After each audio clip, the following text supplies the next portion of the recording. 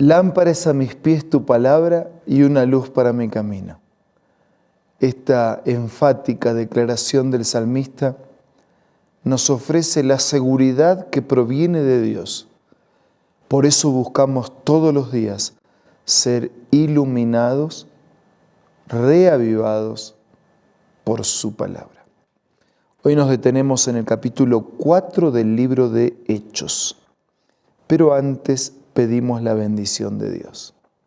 Señor, al meditar en tu palabra, por favor, asístenos con tu Espíritu. Abre nuestra mente y corazón. Te lo pido y te lo agradezco en el nombre de Jesús. Amén. En el capítulo 4 del libro de los Hechos, nosotros nos encontramos con las características de aquella iglesia cristiana primitiva. Y la verdad que son características deseables para ver en nuestra vida y para ver en la vida de la iglesia en nuestros días. Hay una segunda consecuencia, después de la que ya vimos en el capítulo anterior, que tiene que ver con el testimonio ante el Sanedrín, ese tribunal especial. Y mientras Pedro y Juan daban el testimonio y después se enfrentaban las consecuencias, sucedían estas cosas. Mientras Pedro y Juan hablaban a la gente, se les presentaron los sacerdotes, el capitán de la guardia, el templo, los saduceos. Estaban muy disgustados porque los apóstoles enseñaban a la gente y proclamaban la resurrección que se había hecho evidente en el caso de Jesús. Así que prendieron a Pedro y a Juan, como ya anochecía, los metieron en la cárcel hasta el día siguiente.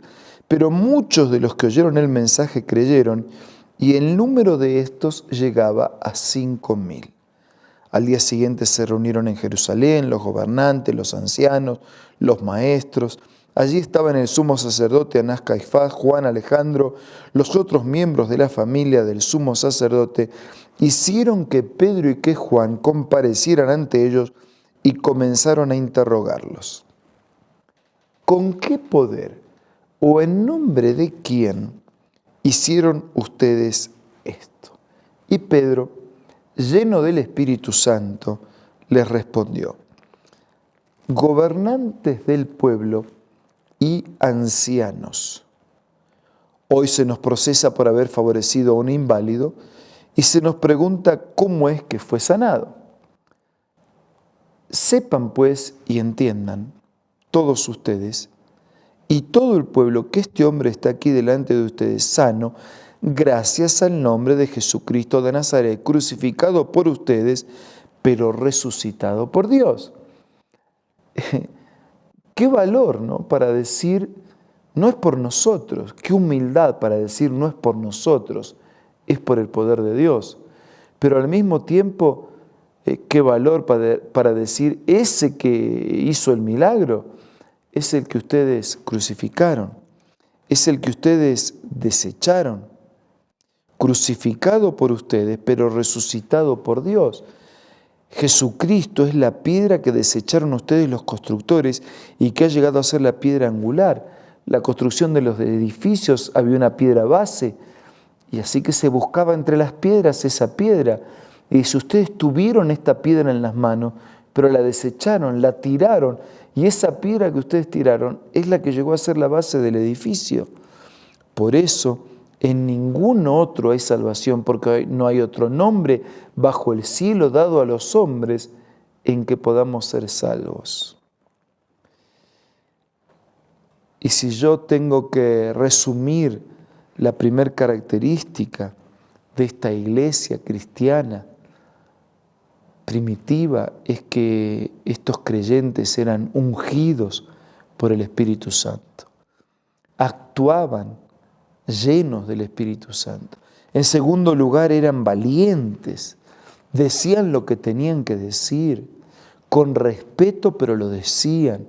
Había que predicar que Cristo había resucitado, porque ¿cómo el mundo podría salvarse si no conocían de la resurrección de Jesús, que resucitó porque murió? y murió y resucitó porque quería salvarnos. ¿Cómo el mundo podría salvarse si no se escuchaba? Así que eran ungidos por el Espíritu, llenos por el Espíritu y valientes para decir lo que tenían que decir.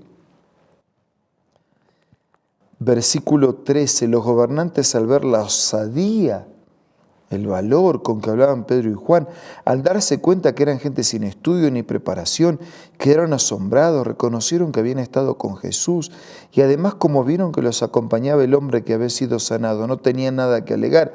Así que les mandaron que se retiraran del consejo y se pusieron a deliberar entre sí. ¿Qué vamos a hacer con estos sujetos? ¿Qué vamos a hacer con estas personas? Es un hecho que por medio de ellos ha ocurrido un milagro evidente. Todos los que viven en Jerusalén lo saben, no podemos negarlo. Pero para evitar que este asunto siga divulgándose entre la gente, vamos por lo menos, ya que no los podemos detener, vamos por lo menos a amenazarlos para que no vuelvan a hablar de este nombre a nadie. Versículo 18, así que los llamaron, les ordenaron terminantemente que dejaran de hablar y enseñar acerca del nombre de Jesús. Pedro y Juan replicaron, ¿es justo delante de Dios obedecer a ustedes antes que obedecer a Él? ¿Es justo? Juzguen ustedes eso. ¿Qué harían ustedes? No sé, pero yo les voy a contar lo que nosotros hemos decidido hacer. Nosotros no podemos dejar de hablar lo que hemos visto y oído. Así que después de estas nuevas amenazas, los dejaron irse por causa de la gente, no hallaban manera de castigarlo. Todos alababan a Dios por lo que habían sucedido, pues el hombre que había sido milagrosamente sanado tenía más de 40 años. Así que estos creyentes, estos discípulos, estos siervos del Señor, estaban llenos del Espíritu Santo, eran valientes, eran obedientes. No los pudieron meter presos, los amenazaron. Mire, le vamos a hacer un favor, una gauchada. Está bien, váyanse, pero no hablen más. No, nosotros no le vamos a hacer caso a ustedes, nosotros vamos a obedecer a Dios. Y allí comienza la tercera consecuencia en relación a estos apóstoles. Al quedar libre, Pedro y Juan volvieron a los suyos y le relataron todo lo que habían dicho los jefes de los sacerdotes, los ancianos. Cuando oyeron, alzaron unánimes la voz en oración. Cuando fueron a la iglesia, encontraron una iglesia que estaba orando. Soberano Señor, Creador del cielo y de la tierra, del mar, de todo lo que hay en ello, tú por medio del Espíritu Santo dijiste en labio de nuestro Padre David, tu siervo, ¿por qué se sublevan las naciones y en vano conspiran los pueblos? Los reyes de la tierra se rebelan, los gobernantes se confabulan contra el Señor y contra su ungido. Así que estos creyentes, además de obedientes, estaban unidos en oración, eran dependientes, que llenos del Espíritu Santo, valientes, obedientes, unidos, dependientes. Versículo 27, en esa ciudad se reunieron Herodes, Pilato con los gentiles contra Jesús a quien ungiste para hacer lo que de antemano tu poder y tu voluntad había determinado que sucediera.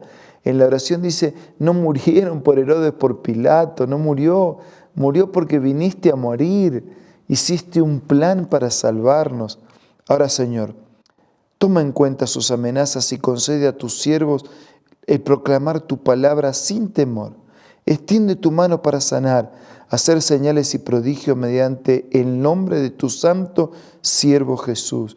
Señor, mientras nosotros hablamos, tú extiende tu mano, haz milagros. Y después de haber orado, tembló el lugar donde estaban. Todos fueron llenos del Espíritu Santo y proclamaban la palabra de Dios sin temor alguno. Y la comunidad era de un solo corazón. Dice versículo 32, todos los creyentes eran de un solo sentir y pensar. Nadie consideraba suya ninguna de sus posesiones. Los apóstoles con poder seguían dando testimonio de la resurrección del Señor. La gracia de Dios se derramaba abundantemente sobre ellos. No había necesidades en la comunidad. Compartían sus propiedades, sus bienes. Y ahora comienzan dos historias. Una de José, versículo 36, y otra de Ananías, ya en el capítulo 5. Y de esas dos historias vamos a continuar hablando en el día de mañana. Pero resumo, ¿cómo eran estos siervos del Señor? Llenos del Espíritu Santo, valientes, obedientes, unidos entre sí, dependientes del Señor y compartiendo toda la vida en plenitud. Ojalá que el Espíritu de Dios nos permita a nosotros vivir de la misma manera que ellos vivían. Por eso los invito ahora a orar.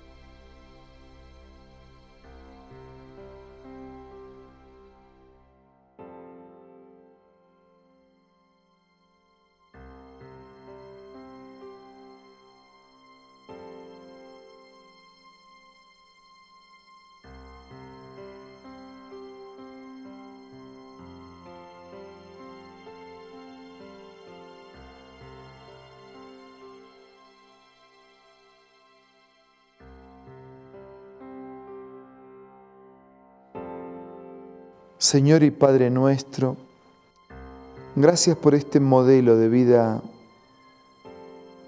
de estos siervos tuyos. Nosotros también quisiéramos vivir como ellos vivieron. Estar llenos de tu Espíritu para hacer tu voluntad. Tener el valor para hablar tu verdad y para vivirla. Ponernos de tu lado y obedecer tu palabra independientemente de las consecuencias. Estar unidos entre nosotros, contigo, dependientes y viviendo en comunidad. Bendice a todos nuestros amigos y hermanos y danos poder y amor para vivir como ellos vivieron, para vivir como Cristo vivió. Todo te lo pido y te lo agradezco en el nombre de Jesús. Amén. Queridos amigos, muchas gracias por acompañarnos. Nos reencontramos mañana para seguir siendo reavivados por la palabra del Señor.